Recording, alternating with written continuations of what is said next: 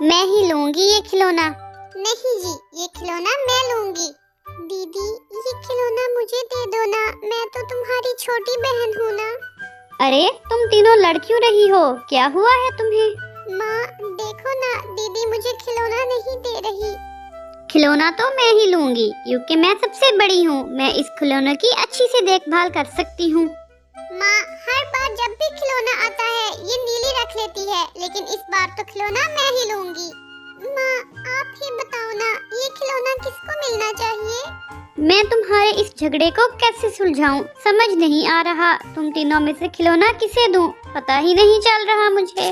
इस तरह टोनी को समझ नहीं आ रहा था कि वो खिलौना किसे दे। तभी टोनी बहुत सोचकर जवाब देती है, देखो ये खिलौना किसे मिलना चाहिए, इसका फैसला मैं खुद करूंगी। जो तुम तीनों में से सबसे ज्यादा बुद्धिमान होगा, ये खिलौना उसे ही मिलेगा। माँ लेकिन आप कैसे पता करोगी कि हम तीनों में से सबसे ज्यादा बुद्धिमान कौन है? इसका पता अब लग जाएगा। मैं तुम तीनों को 1-1 रुपया दूंगी। तुम तीनों को उस रुपए से कुछ ना कुछ ऐसा खरीद कर लाना होगा जिससे हमारा पूरा घर भर जाए। तुम तीनों में से जो भी ऐसा कर लेगा वो ही बुद्धिमान माना जाएगा और ये खिलौना भी उसे ही मिलेगा। लेकिन माँ, 1 रुपए के सामान से पूरा घर कैसे भर सकता है? ये तो तुम तीनों को खुद ही देखना है कि ऐसा क्या खरीदा जाए कि पूरा घर भर सके। टोनी के कहते ही तीनों बेटियां ऐसी कोई चीज देखने के लिए चल देती हैं जिससे पूरा घर भर जाए। सामान जल्दी लाने की ओर में सबसे बड़ी बेटी नीली सबसे आगे निकल जाती है। जल्दी में आकर नीली का पैर एक छड़ी में फंस जाता है और वो वहीं गिर जाती है। तभी एक बूढ़ा चील नीली से कहता है, अरे माफ करना बेटी, मेरी छड़ी गलती से वहां गिर गई है। मैं अपनी छड़ी उठाने वहां तक नहीं जा सकता। क्या तुम मुझे मेरी छड़ी पकड़ा दोगी? अरे बूढ़े, एक तो मुझे गिरा दिया, ऊपर से छड़ी भी मुझसे ही मांग रहा है। मैं बहुत जल्दी में हूँ, मुझे तंग मत कर। इतना बोलकर नीली चिड़िया वहाँ से चली जाती है।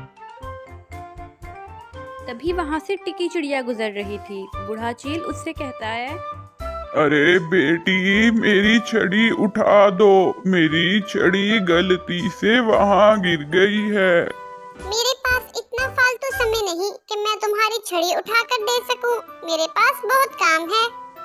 बेचारा बूढ़ा चील आस लगाए बैठे था कि कोई आएगा और उसे छड़ी पकड़ाएगा। हे भगवान, मैं बिना छड़ी के घर कैसे जाऊंगा? किसी को तो भेज दो ताकि वो मेरी छड़ी उठा कर दे सके और मैं अपने घर जा सकूं। कुछ देर के बाद वो बूढ़ा चील खुद ही अपनी छड़ी उठाने की कोशिश करता है। तभी वहाँ पर टूनटूनी चिड़िया आ जाती है। अरे अंकल जी रुको, मैं उठा देती हूँ आपको छड़ी। आप खुद से क्यों उठा रहे हो? आप किसी से बोल लेते। बेटी, किसी ने मेरी मदद नहीं की, पर तुमने की है। भगवान तुम्हारा भला करे और तुम्हारी जिंदगी प्रकाश से भर दे। प्रकाश? उधर नीली चिड़िया दुकान पर पहुंच जाती है और दुकानदार से बोलती है, दुकानदार साहब, आपकी दुकान में ऐसी कौन सी चीज है जो 1 रुपए में खरीदी जा सके और सबसे ज्यादा जगह भी घेरती हो? 1 रुपए में कोई चीज, और वो भी जो सबसे ज्यादा जगह भी घेरती हो। मेरी दुकान में ऐसी चीज सिर्फ रुई है। हाँ तो ठीक है, लाओ मुझे 1 रुपए की रुई दे दो। तभी नीली चिड़िया दुकान से रुई खरीदकर घर की तरफ चली जाती है।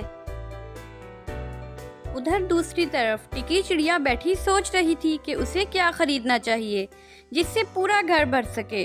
तभी उसके दिमाग में एक आइडिया आता है, अरे हाँ, मैं एक सर्फ ले लेती हूँ और उस सर्फ से पूरे घर को भर दूंगी। अब देखना नीली और टुनटुनी, मैं कैसे पूरे घर को भरती हूँ और खिलौना तो मैं ही लूंगी। ये सोचकर टिकी चिड़िया डिटर्जेंट का एक पाउच खरीदती है और पाउच खरीदकर घर की तरफ चली जाती है। अब तीनों बहनें घर पहुंच चुकी थी। माँ, मैं घर को भरने के लिए रुई ले आई हूँ। अब मैं इस रुई से ही पूरे घर को भर दूंगी।